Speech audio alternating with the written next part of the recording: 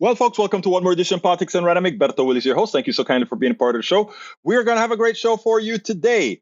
You know, as I wear one of the shirts that I wore in Chicago, I noticed that when we washed the shirt, we didn't take the pin off.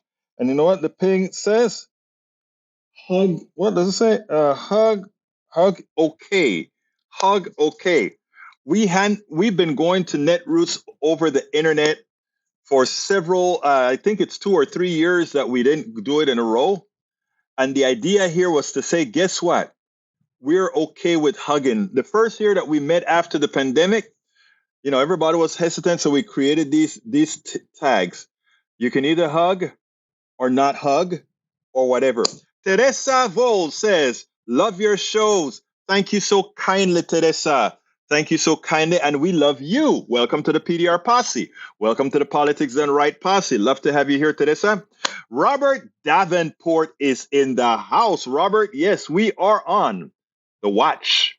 We are on watch for number 4. Welcome aboard, Eric Hayes. Welcome aboard, Bruce Pollard. Bruce says, if everyone gave $1 to Maui relief, that would only cover 1/10 of the cost. Right now, I think they're saying over $6 billion in damage. When I look at the landscape, it looks like a lot more than $6 billion to me, but what the hell do I know? Michael Rudnin is in the house. Welcome, my brother, Michael Rudnin. Who else is in the house? Let's see. Paul Fleming Sr. I think the second time I'm seeing you for today, Paul. Great seeing you, my brother. Michael's couldn't see it. Well, he got it fixed. And of course, the one and only Melanie Keelan from Barcelona, Spain. You give me a smile, Melanie. You know, the idea that our signals are all over and you prove it. Thank you, my beautiful Melanie Keelan. Love to have you here. Okay, Michael says, Egberto, I missed one from last week. The Hill. Amazon deforestation drops a 6-year low. Amazon deforestation in Brazil fell 2/3 between July 2022 and July 2023, hitting the lowest level since 2017, according to the data from Brazilian government. The data appears to show a significant shift after Brazil hard right former President Jair Bolsonaro lost re-election to Luiz Inácio Lula da Silva in October 2022. Caring for the environment is a clear example for anyone looking for the difference between left and right. And what we're seeing here, the devastation of Lenona in Maui. Can't remember how to pronounce this town. The fires that are going on in Canada, the fires throughout the country that no longer makes the news because, well, it's just one of those things. Man, the climate here, I am working right now with one of my air conditioning units out. Hopefully they'll be able to come and fix it tomorrow. So we look, it's real, and it's not like it occurred immediately. It's been a slow grind over and over again, and we've been preaching this, and the deniers on anti-science people have held us back. We need to hold them accountable. And I'm not talking about the rank and file people. They didn't get unintelligent because of themselves. They got unintelligent because for the people they trust, they allowed themselves to be used by those who had ulterior motives. But we forgive you. But please join the bandwagon now. Eric K says mob of criminals stole up to 100,000 K worth of merchandise in LA. I saw that. It's a mess. It's terrible. They went into a store and just looted. That was terrible. I don't know why that makes it onto this program, Eric Hayes. I don't know why the same zeal that you have for those lowlives who went into, I think it was not Marshall's, who went into one of those high-end stores to rob. I wish you would have the same zeal for the corporate executives that through false inflation have stolen from the vast majority of American citizens. You see, we have learned how to look at petty crimes, $100,000 in whatever that store was. And we look at it at those criminals, those thugs. Look at what they did in that store. And it's true. They're thugs. And they stole something that wasn't theirs. It's true. But it is also true that we have legalized thuggery. And that is what happens when a corporations, for just because they can, just because the capitalist structure says whatever the market will bear, which means if you need gasoline to go to work, I have the right to charge you whatever you are able to pay for that gasoline. And that is honest. It's still picking your pocket more so than what happened at Nordstrom. I think it was Nordstrom. Again, when they pick your pocket, when the corporations pick your pocket, they take a lot more than what was taken from Nordstrom. They take a lot more than what every petty thief has been taking and stealing around this country. If you add up all the thievery that has occurred from the petty thieves in America over a year, I will guarantee you, I've never done the math, but it's not hard to figure the math. I guarantee you that corporations have pilfered you, robbed from you, stolen from you, much more so with the shenanigans that they play than any petty thief. But because of the way it is, because we don't know that, because we don't understand the economic system, we just take it and we look at those guys who break those glasses as thugs. But the guys who use their invisible hands to pick your pocket, we look at them as executives warranting respect. I hope with politics done right, I hope with this program, and I say this from the depths of my heart, I hope with this program and others like this, and maybe others that will be started from this, that it gives us a different perspective. Like Haina, thank you very much, Robert Davenport.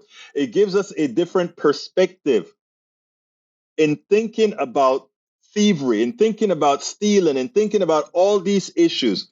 I hope that we start reframing narratives in such a manner that we don't allow the petty thieves, but we also go after the legal thieves, if you will, because otherwise nothing changes.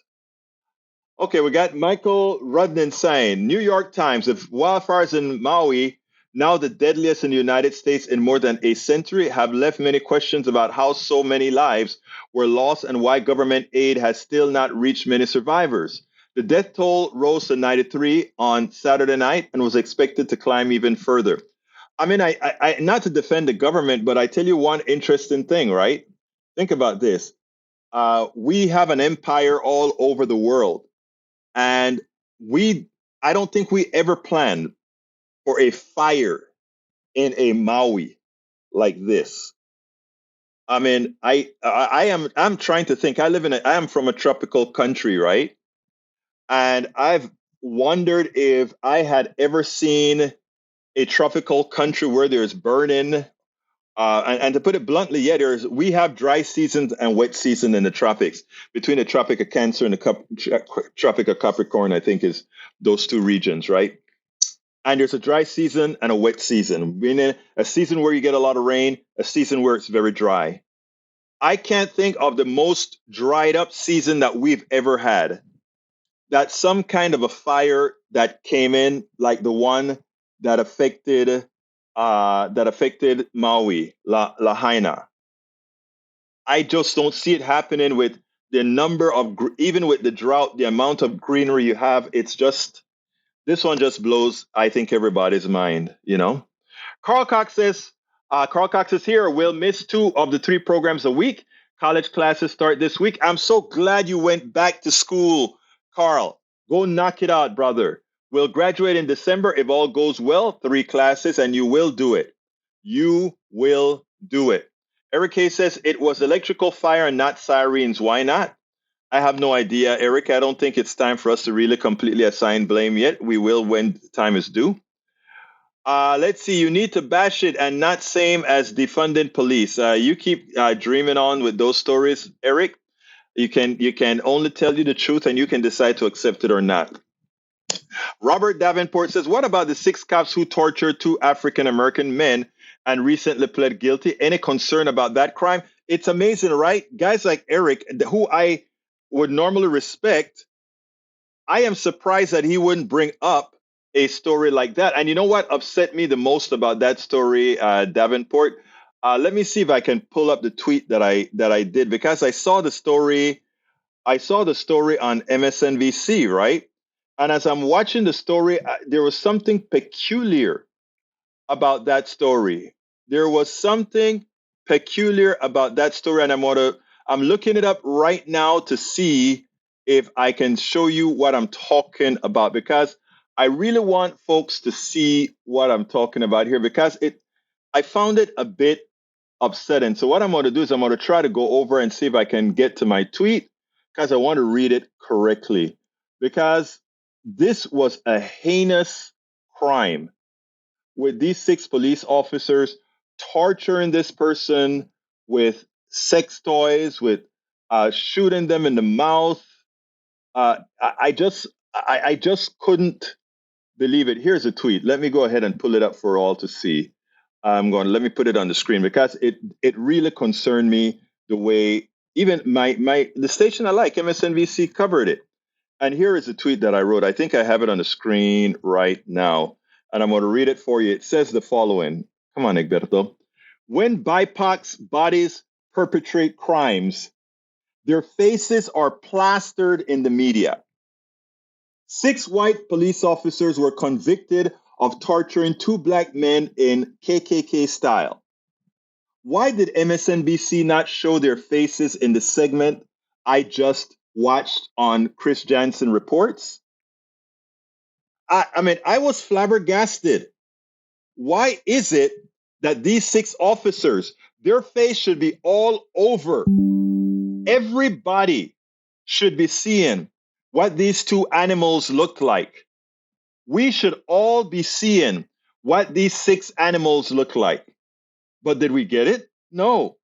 They showed the 2 black guys who these guys attacked with, with faces, etc. But they never did. They never did show the officers as I saw it on MSNBC. Okay, let's see what else we got here. Eric Hayes says, I see electric policy picking my pockets now, $700 a month. Yeah, but that is your fault. Eric Hayes, that is your fault for supporting a government that allowed that to happen. Okay? Let's make it. Texas has the highest electric bills in the country, one of the highest in the country. And the reason why is you, Mr. Eric Hayes, continue to elect Republicans who prevent us from being on a national grid, who prevent our different types of energies to come in here, who are making it harder for renewals to get onto the grid if they don't invest X amount of dollars. They make that electricity very expensive for you. And when they cause the freeze, instead of making the corporations pay that bill, guess where they pass that bill, Eric Hayes? Your government, your Republican government here in Texas, they passed it right back to you. So if you want to see why you are paying $700 a month, if you want to know why this month I'm going to pay $750 to $800 a month in electricity, look in the mirror. Everyone who voted for these Republicans in the Texas Senate and the Texas House, research it. Don't listen to me. Research how their policies ensure that Texans have some of the highest electrical bills in the country. You can't blame liberals. We don't control the state. We don't make policies. Look in the mirror. You elected people who ensured that is the electric bill that you're going to have. You know what? Elections have consequences, Eric Hayes. Elections have consequences. Michael Rudner says, if you compare all petty crimes versus just the money corporations have taken from minimum wage violations, you'll see that a focus on petty theft is a distraction from who really is robbing you. Egberto, one of the screens. I'm glad that you went ahead and did some research for me. That is so important because, again, while we won't ever convince somebody like Eric Hayes, who has no problems, and again, he's a friend, but he has no problems keeping his head in the sand, it is important for us to give for the people who are willing to listen, for the people who are willing to learn. It's good to give them information. So here we go with that great piece of information that we just got from Brother Rudnin. And it says the following, for those that are listening on podcast: wage theft, minimum wage violation, $23.20 billion. Overtime violation, $8.8 billion. Rest break violations, $4 billion. Off the clock violations, $3.2 billion. Now let's look at the other kinds of theft now. Larceny, 5.3 billion. Burglary, 4.1 billion. Auto theft, 3.8 billion. What does this tell you? The biggest part of theft in this country is being conducted by executives, corporations. They are stealing from you more so than any petty thief out there. But we concentrate on crime, crime, crime in the grocery store and all these other places, while these other people are robbing America blind. That total that Rudnin just put out there was over $35 billion. Think about it. Think about it. Thank you for that, brother Rudnin. Very important information. All right, let's see. Welcome aboard E2247, who says, Mitakuye Oasi Atape. All my relatives, good day. Today's visit will be the greatest ever, says E2247. Let's see. Michael says restream may be a bit flaky today. Lee Grant says, so it's okay to steal from retail store. I guess that some people just taking back what they think was stolen from them by large corporations. That's Lee Grant. You know better than that. I never said that. What I said was that those thugs are terrible. But let's put it into perspective with what corporations are doing to the masses right this minute. Michael Rodden says, Honolulu Star Observer, fuel for fires. The invasive grasses usually grown in savannas where native grassers keep them down. But in Hawaii, they have quickly taken over. Clay Torrich, an ecosystem fire specialist at UH Manoa, has for years warned of the growing acreage of invasive fire-prone grasses and brush that provide fuel for wildfires. Dagno said, we're off the charts when we talk about the quantity, especially guinea grass, which is one of the prime suspects around Lahaina. Thank you for that. E2247 says, only in authoritarian regimes have I seen someone targeted for harm by a head of state to be afraid to publicly tell truly what happened instead of number 45. And again, I've been mentioning to many people, we are scared of 45 coming back. We no longer need to be just scared of 45 coming back. Anybody coming back will look just like 45, just more intelligent and just doing the same thing that 45 wants to do with a little bit more class, because 45 has laid down the gauntlet of authoritarianism, and that's what the Republican Party now represents. Paul Fleming says the fire was traveling a mile a minute. I don't know if people understand what a mile a minute is. A mile a minute means a fire was moving at 60 miles per hour. Think about a fire moving at 60 miles per hour. That is fast. That is faster than driving from the front of Kingwood from the back of Kingwood to the front of Kingwood, which you can only drive at the maximum speed 45 miles an hour, but mostly 35 miles or so. Eric K says, never heard of Davenport, so your point is taken and equally as bad justice should be served. Don't know what you're saying. Robert Davenport says, I found out about the story on the DOJ website a few days ago. The DOJ is prosecuting them. Yeah, but it's a shame because this is the crime in the deep South. Where was it? Mississippi? What was the state? Mississippi or Alabama? One of the two. But yeah, it was very criminal, right?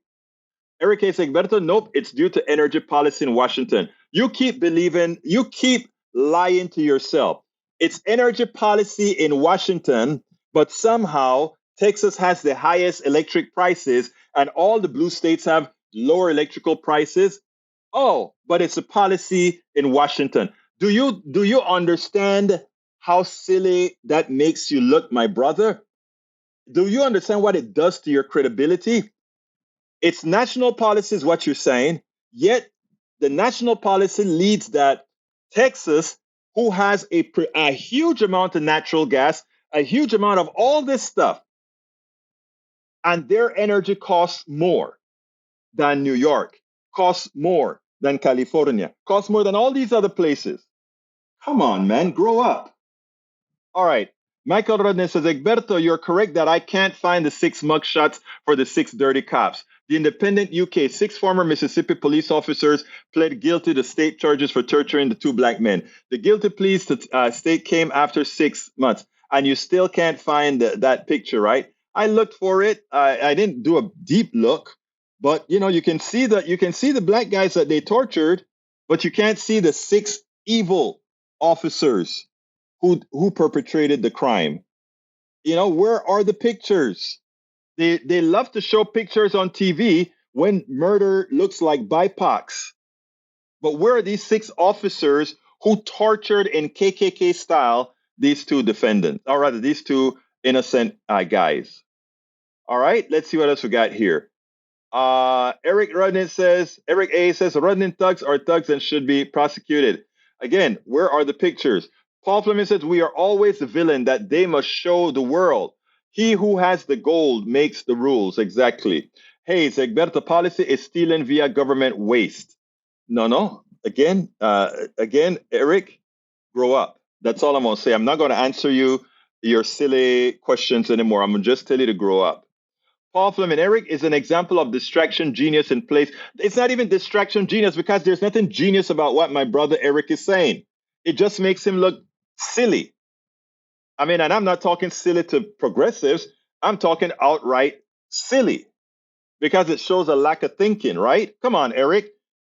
I love you, but come on, man, grow up. All right, let's see what else we got here. Paul Fleming says a judge ruled in Alabama that they must redraw the black area into due districts so that they can represent the Republican-run government. Is now trying to send it back. Yeah, it's amazing that they don't follow that, right? It is simply amazing. But I tell you what, brother, we'll keep on going. But here we go. We have the first story of the day. It has to do with should there be a Democratic primary? This is a dangerous subject, but I think it's a subject that we should put our heads in the sand. I want you to listen to my commentary, and I want you to listen to his name is Dean Phillips. Again, I'm agnostic to this stuff. All right, I just want to ensure that we don't get a Republican government because that would be the entry to fascism. So check this out, and then we'll take it on the other side. Congressman Dean Phillips of Minnesota, he has an inconvenient message. He has a message that the Democratic establishment does not want to hear. He has a message that most Democrats are concerned about, but he also has a message that every single Democrat is thinking about.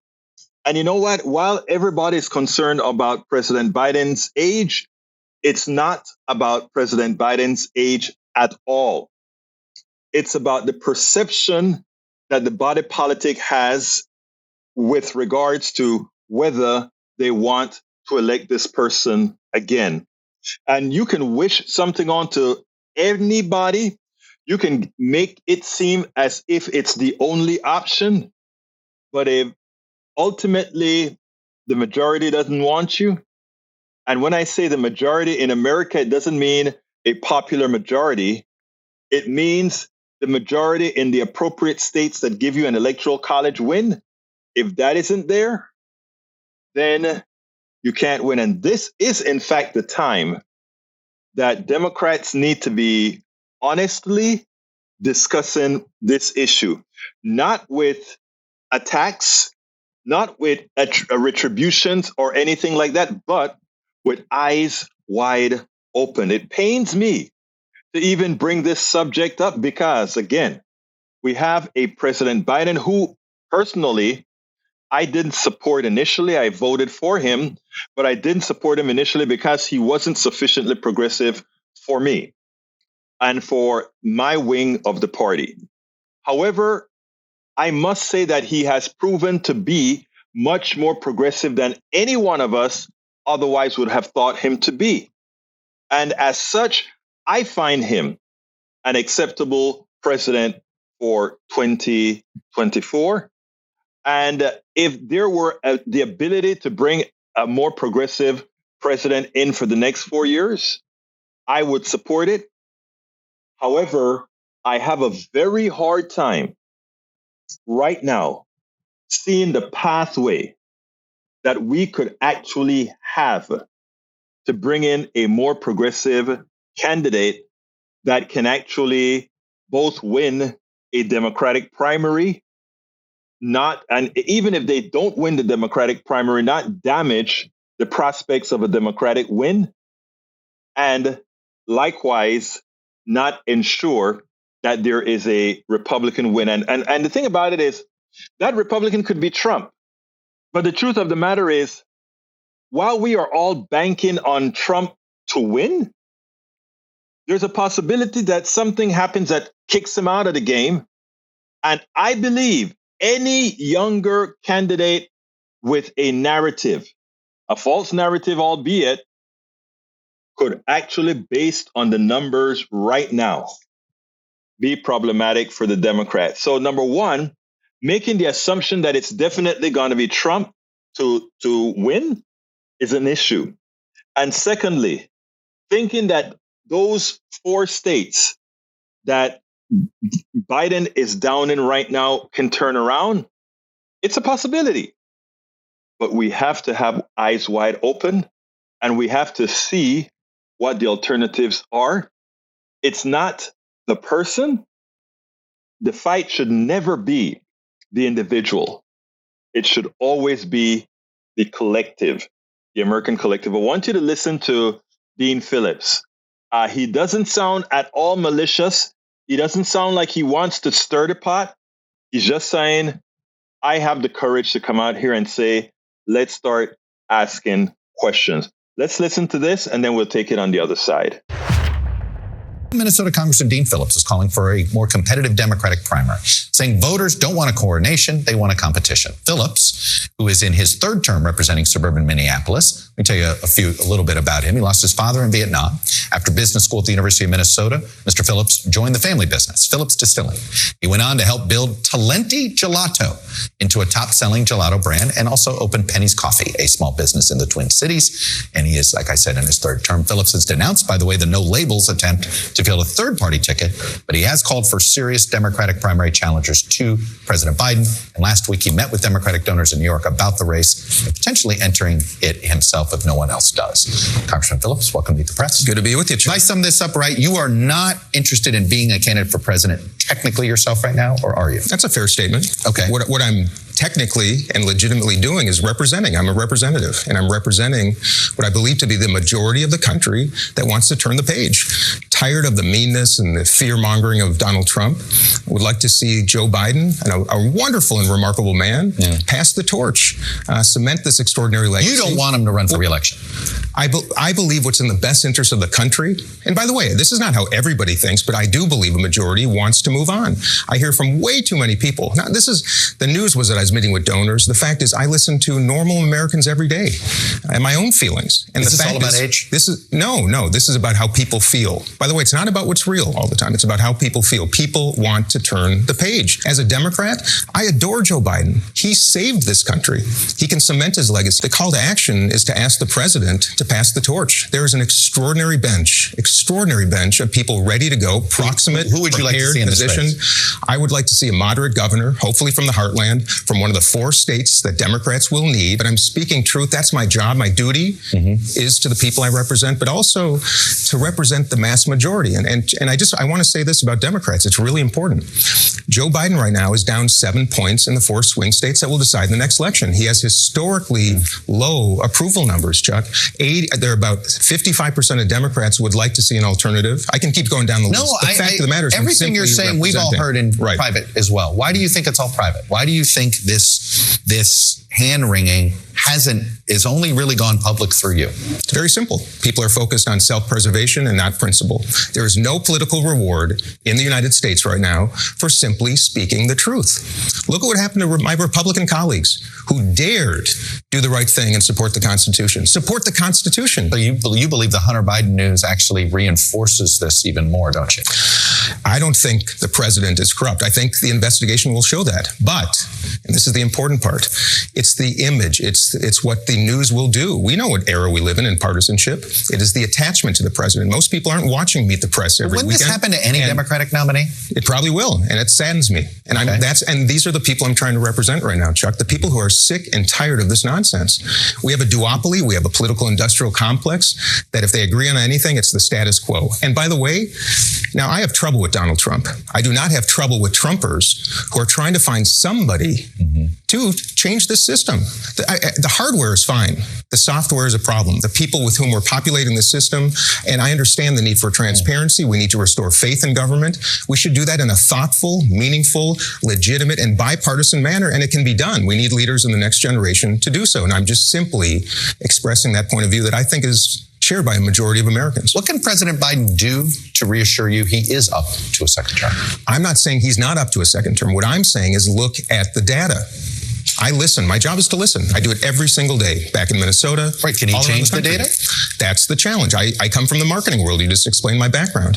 Sometimes you got a product that is extraordinary, meets the moment, you think is going to be the next big thing, and it just doesn't happen. And in business, you got to recognize it because the data speaks the truth. The data is speaking the truth right now. And if nobody's willing to talk about it before it's too late, that's the key. The case against what you're talking about is basically the history of our lifetimes, okay? You go back, the last 4 sitting presidents who had serious primary challengers, that party lost the White House. But Chuck, LBJ, we can go back to LBJ, but also Gerald Ford, Jimmy Carter, George H.W. Bush. But why were they primaried? Because people recognized they were weakened. The country was ready to turn the page. Now we could have an hour debate on this subject. I understand that. I don't want to be. I ran for Congress in 2016. After the 2016 election, I woke up that next morning. My teenage daughters were in tears. I promised them I would do something. I'm not going to be quiet now, 5 years later, when the same trauma could be afflicting the country if Donald Trump is reelected. So I will do nothing to ensure that Donald Trump is reelected. But Chuck, it's really important that people know this. I'm doing just the opposite. And if people aren't willing right now to have that conversation, to have the discussion, and most importantly, to present some alternatives, how in the world are we going to look at these numbers and say everything's okay? But hopes and dreams and prayers, I love them. They don't solve gun violence. They don't give health insurance to Americans, right? And they sure as heck won't change the numbers that I'm seeing right now. Have you talked to Joe Manchin? You want him to run in a Democratic primary instead of as an independent for no labels? I want anybody who wants to run, Joe Manchin, Cornel West, any of the governors. You want him in the primary? In the primary. That's why we have primaries, because that doesn't undermine the likelihood of returning, in this case, a Democrat to the White House. So that is the key. Enter the primary, my friends. Everybody who is on the bench, meet the moment. Don't wait 5 years. We need you now. Again, I don't think there is a malicious bone in Dean Phillips' body. I think he is showing a legitimate concern that many have, that many are fearful to put out there into the ethos. But kudos to him for bringing it up and ensuring that we actually have a discussion. So discuss away, folks. Let's really look at things, not the way we had hoped they would be, but the way they are. Let's look at what he says, the data. Sometimes you can have the best product that doesn't sell. As an engineer myself, I've gone through of that. I've made the best check-in software long time ago that never sold. And it was good. It was much better than many things out there. So let's look at things the way they are and not the way we hope they would be. Let's look at how they are, how they're likely to be in the future. Absolutely. So before I continue, I want to give a quasi apology to Eric. California and New York are higher than Texas, but Texas is ranked 24 or 25 in energy. So here's this energy state. We produce more energy than anybody else, or almost than anybody else, I think, except for maybe Alaska. And I think more than Alaska too. I have to look that up. And we have a lot of natural resources and dams, etc. We have a lot of wind turbines. We have a lot of solar fields. And we have expensive energy. Okay? It's not, that cannot be a national issue. It is an issue with the government that you elected. And again, I repeat, the $700 bill that you're paying, go directly to your governor, Abbott, and ask him, why can those states like the Northwest have better pricing than we do when they don't produce what we have? That's your government. your state government that you elected that continue to live in the Stone Ages. So my apologies for getting New York and California completely wrong as for the price of energy. I don't know why I mixed up and somehow thought that they were more expensive. So you were right about California. You were right about New York.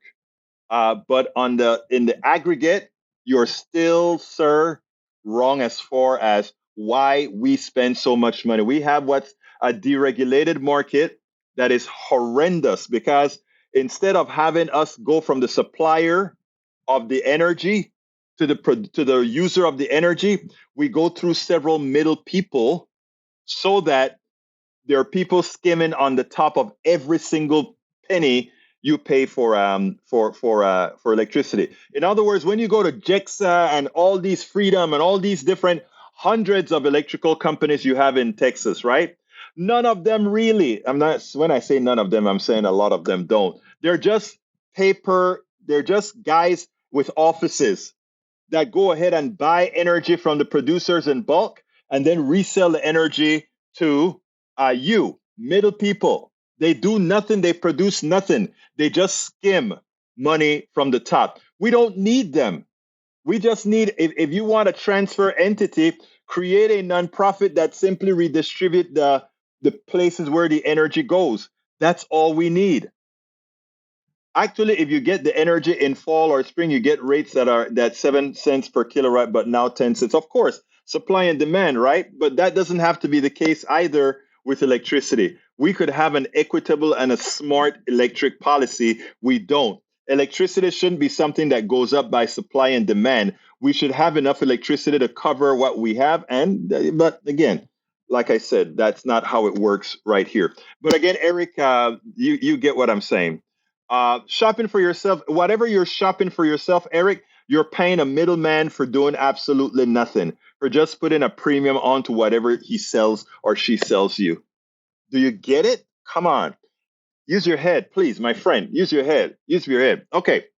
All right. And by the way, I do have a good policy. I have Constellation, and Constellation so far has given me better than JEXA, has given me better than Centerpoint and many others, even though JEXA and Constellation is right in on top of Centerpoint. It's amazing. It's a ripoff. Anyhow, folks, let's see what Lee Grant says. Gasoline is regularly cheaper in Texas. True. That's very true. I don't recall what my rate is, Eric, but I know this month I'm going to be probably close to $800, $700, a little bit over for my electric bill. So it's going to be crazy. Let's see what else we got here. Carl Cox says, I agree. However, I would want a true Democrat progressive such as AOC, Sanders, Warren, get into the Democratic nomination and win. And that's what I'm saying. I have to be pragmatic and practical. If I have a platform, which we do, I can't be irresponsible to say, oh, let's go ahead and primary Biden. We have to look at the big picture. What is that going to do? Is a primary to Biden really ensures a Biden loss? And if there's a Biden loss, whatever comes on the Republican side, is it worse than a Biden in office? Is keeping a Biden in office permanently changes the ability for progressives to get their policies through? And my answer to that is categorically no. Right now, AOC is under attack from the very left of the party, claiming that she's forgotten her progressive roots. It's not true.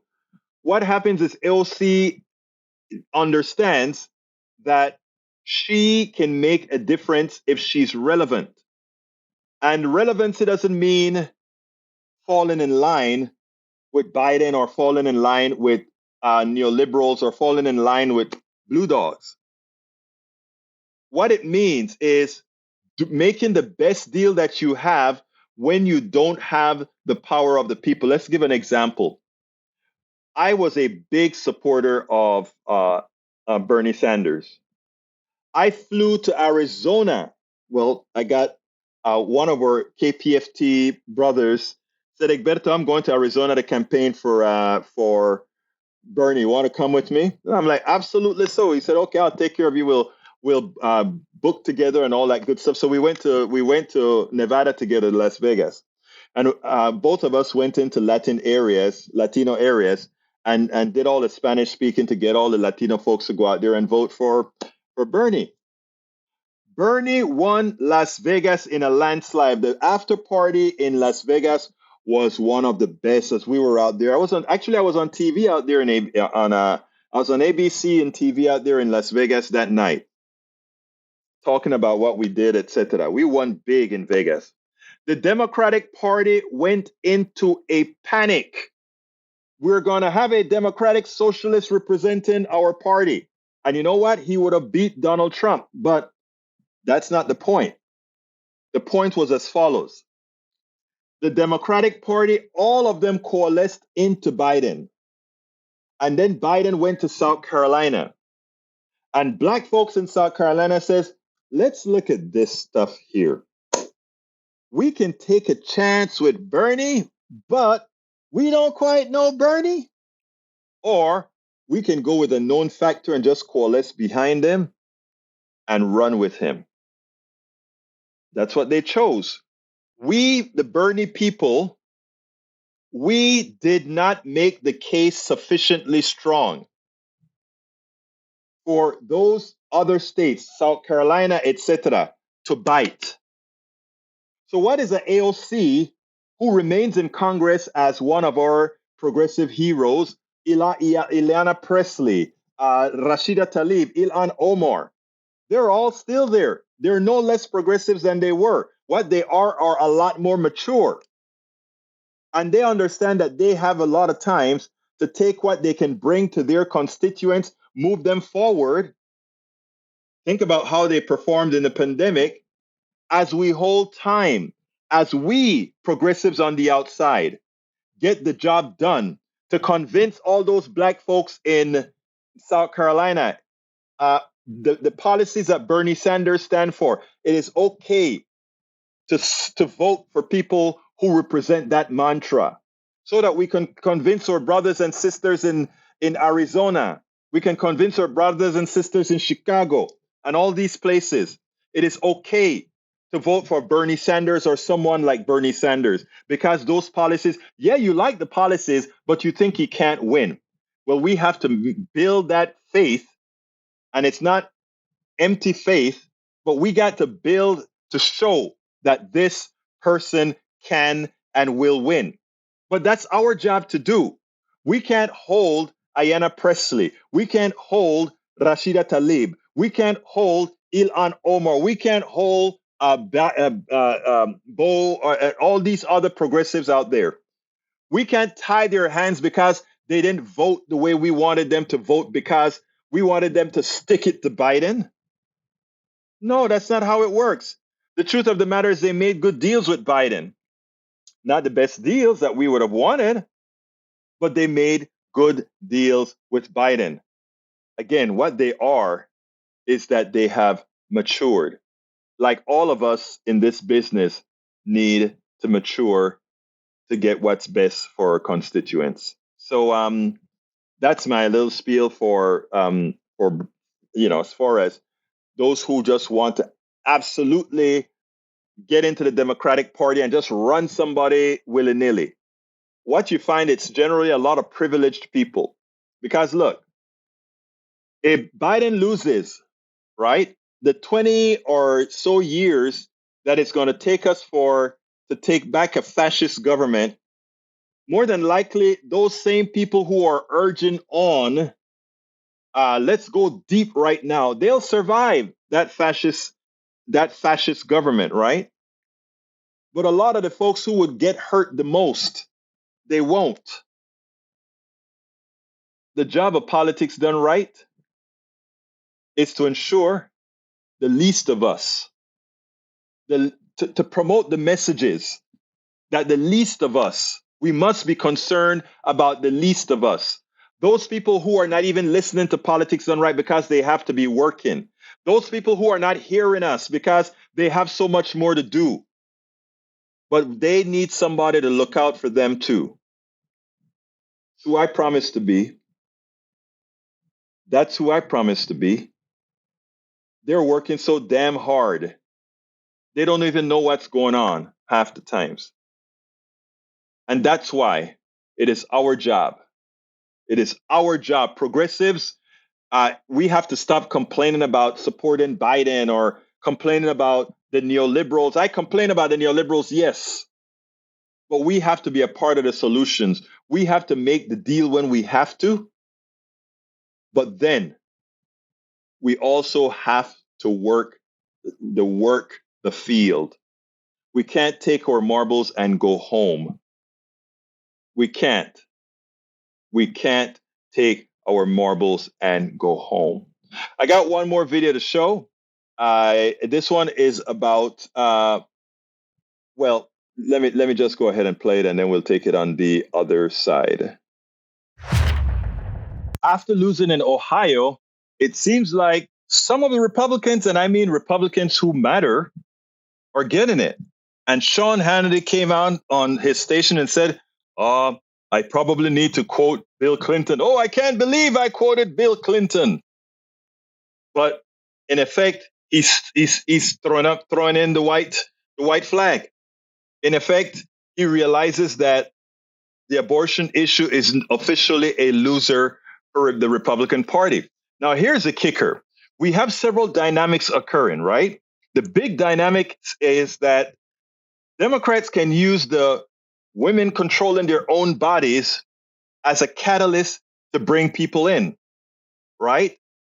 They're not enamored with Joe Biden at this point in time. We know we have Dean Phillips trying to get a primary to get somebody that has better appeal, have better numbers. And because the Republicans currently have that issue, that abortion issue, that really cuts against them, and really have even those who don't want Biden, those who think Biden shouldn't be there, even those people are likely to vote for Biden in 2024, probably hold their nose and vote for him because of this abortion issue. We have all these caveats that are coming along. In the case that Trump's win, trying to create the false equivalence between the intransigence of Biden's son and make it comparable to what's going on with Trump, that's one issue. We also have the abortion issue. We also have the age issue, several of these things to masticate together. What's the best option? Listen to Sean Hannity. He sees the light. Republicans are really tired of losing. Will they snap and say, we will put on the facade necessary to win? Will they do that? First of all, let's listen to this segment on a woman's choice, the abortion issue, and then I'll wrap it up on the other side. It's been 7 states post-Dobbs that we've seen, and anything related to abortion rights end up falling in favor of the abortion rights side. Brendan Buck, a lot of Republicans and conservatives are starting to rethink their stand on this issue. Here's Sean Hannity earlier this week. I believe in the sanctity of life, but I think politically that Republicans have got to say, as Bill Clinton once said, I never thought I'd quote him, rare, legal, and I'd add the word very early in a pregnancy. That seems to be politically where the country is. Maybe I'm wrong, but we'll see. That vote in Ohio is pretty sobering. How many elected Republicans share Sean Hannity's concern? Probably more than a few, but I'm not holding my breath that the party's going to change position anytime. There is a large infrastructure in place. Getting people elected in Republican primaries where you basically have to assume a certain position that is much further to the right than I think a lot of people are. It's clearly a loser for us, but I think we're a long ways out from being able to recognize that and make any meaningful change. That's interesting. I mean, this, as everybody hand rings about Biden and Trump, no pun intended, this is the Trump card for Democrats? Yeah, I mean, I think if you look at 2022, everywhere that abortion was on the ballot, voters went and voted in support of codifying those rights into their state's constitution. This Ohio vote, I think, is in fact a precursor to what we will see this November, where I expect Ohioans are going to identical vote. They're going to go out and they're going to say, look, we want these rights enshrined in our constitution, because people see what is happening. And I think that because the Vice President Harris has been very vocal on this issue, rallying folks across the country, reminding people that this is about freedom and about being able to make decisions between the healthcare professionals and you and your family and not politicians, that's something that resonates with folks. You know, Eugene, Karl Rove in 2003 saw same-sex marriage propositions, anti-same-sex marriage proposition in swing states as a way to drive up turnout. Democrats are looking at protecting abortion rights, places like Arizona, maybe Florida. No, absolutely. They know that the voters were scared after Dobbs. And the one thing that they have done a good job of is actually channeling that fear and anger. And this is one of the ways to do that, right? You look at Ohio as, is this a way that we can make sure that voters come out to vote in Novembers, whether that's this November or next November? Michigan, one of those. Florida is another one. Again, these are not individual issues. When it comes to the 2024 election, there are several issues that we must contend with to decide whether the possibility exists that a Biden can win. It has to do with Hunter Biden, which on the lower scale, it has to do, but they know how to play that up very well. The Republicans know how to turn lemonade from lemon, turn it into lemonade. So we have the Hunter issue. We have the age issue. Even as there are similar ages between Donald Trump and Biden, we've allowed that to catalyze in such a manner that it somehow Biden could be at a disadvantage there. We have the abortion issue that should play well for Democrats, but if Republicans see the light and make a U-turn on that issue sufficiently, maybe not a U-turn, but a warp, they may also take that off the table. And there are issue after issue after issue that, when put all together, makes 24 a very difficult year. Suppose Trump doesn't end up being the one who runs. Suppose the Republicans make a turn on the abortion issue. Suppose they play up the Hunter Biden issue and it sticks. Suppose as well the age matter cauterized. Biden is 80 years old. An 80-year-old body at any time, unforeseen things can happen. Same with a 78-year-old body that Trump will have, 77, 78-year-old body. But again, too many ifs. What are the answers?